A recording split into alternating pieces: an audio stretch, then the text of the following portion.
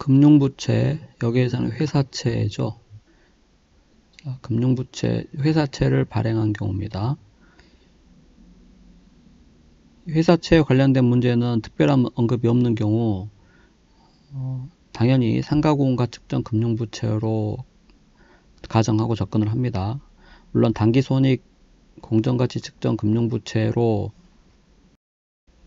회계 처리를 할 수도 있지만 대부분의 경우에 상가구원가 측정 금융부채로 가정하고 접근을 하게 됩니다.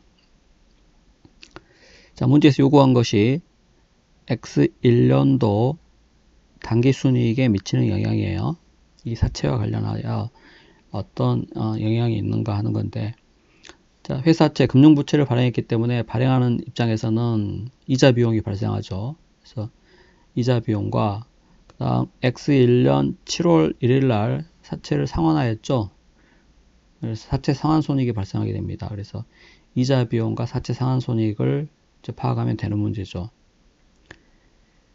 자, 사채는, 즉 금융부채는 최초 인식 시점의 공정가치를 측정합니다. 그래서 X1년 1월 1일, X1년 초에 공정가치로 측정을 해야 되는데, 지금 공정가치에 대한 언급이 없이 950244에 발행하였다 이렇게 나와 있죠. 그러니까 발행 금액이 950244입니다.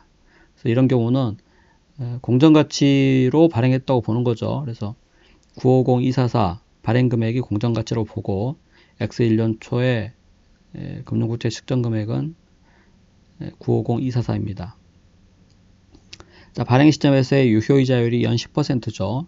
자, 유효이자율이 10%인데 지금 7월 1일 날 X1년 7월 초에 상환했기 때문에 상환손익 알리면은 X1년 7월 1일에 장부금액을 알아야죠. 사채 장부금액. 따라서 X1년 7월 1일 장부금액 구해봅시다.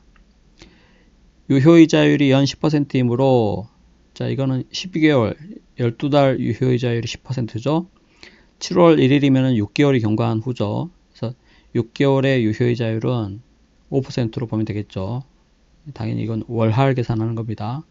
이자 이런 거 다 월할 계산하기 때문에 1년 이자율, 1년 유효이자율이 10%면 6개월이면 5%에서 곱하기 1.05 한 후에 액면 이자율이 연 8%죠. 표시이자가 연 8%. 그래서 액면 금액이 100만 원인데 8%면 8만 원이잖아요. 그래서 1년의 표시이자, 액면 이자가 8만 원이므로 6개월이면 4만 원이죠. 그래서 4만 원 표시이자를 빼면 그 금액이 X1년 7월 1일 사채의 장부금액, 즉 상가구 원가가 되는 겁니다. 자, 그리고 X1년 7월 1일 미지급이자 4만 원을 또 계상하게 되겠죠. 1년 표시이자가 8만 원이니까 6개월간의 표시이자는 4만 원. 그래서 4만 원의 미지급이자가 X1년 7월 1일 회계 처리하게 되게 됩니다. 자, 먼저 X1년 단기순이익 영향을 알려면 X1년 이자 비용을 먼저 파악해 봐야죠. 자, 이자 비용, 이자 수익 이런 것들은 당연히 유효이자율법으로 인식을 하게 됩니다. 문제에서 뭐 요구사항이 있던 없던 유효이자율법으로 접근을 하는 게 맞습니다.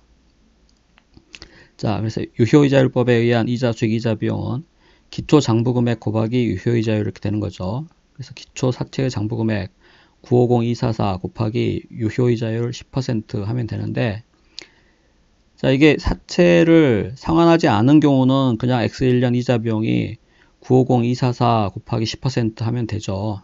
사채를 조기 상환하지 않았다면.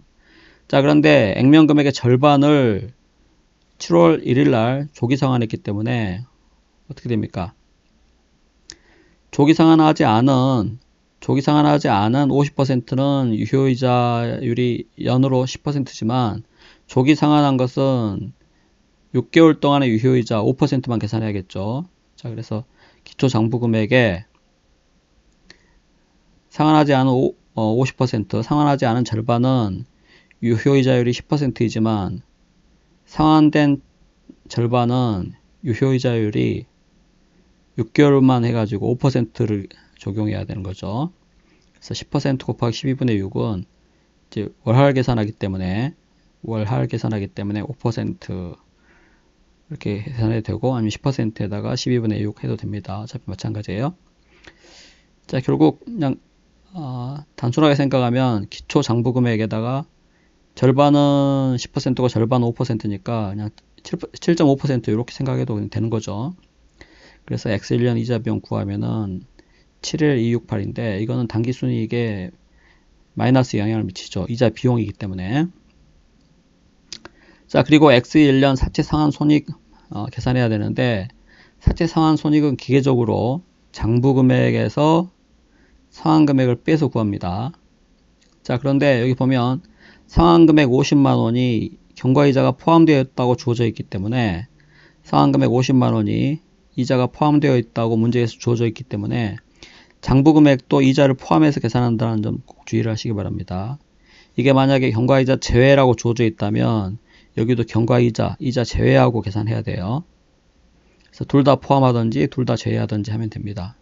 그래서 50만 원에 경과이자 포함되어 있기 때문에 상환 금액에 여기도 이자를 포함하는 거죠. 자, 이자를 포함한 사채 장부 금액은 지금 X1년 7월 1일 날 상환한 것이기 때문에 7월 1일 장부 금액, 이자 포함한 금액이 이 금액이죠. 이 금액입니다.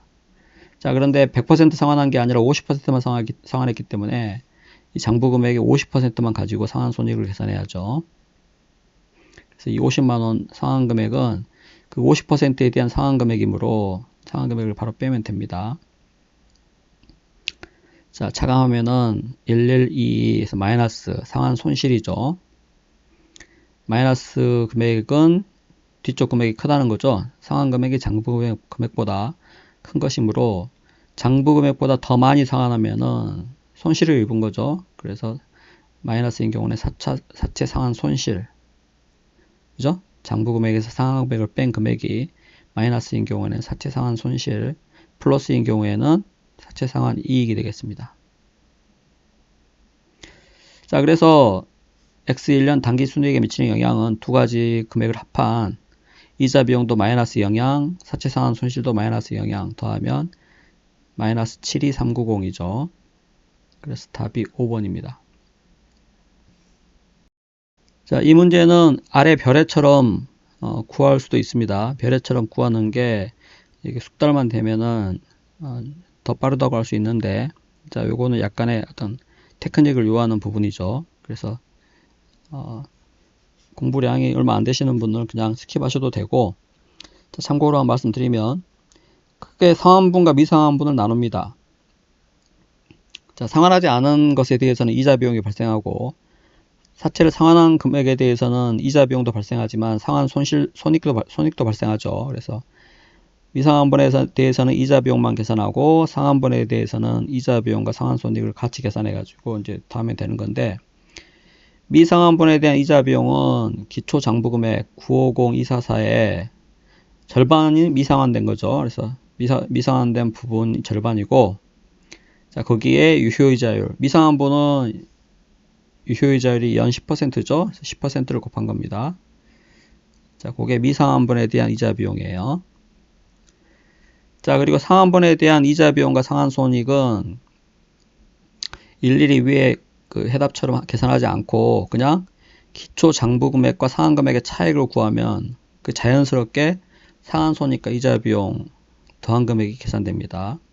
자, 상환분의 기초 장부 금액은 원래 950244인데 상환된 것은 이 금액의 절반이잖아요. 그래서 950244 곱하기 50%, 요게 상환된 사채의 기초 장부 금액입니다.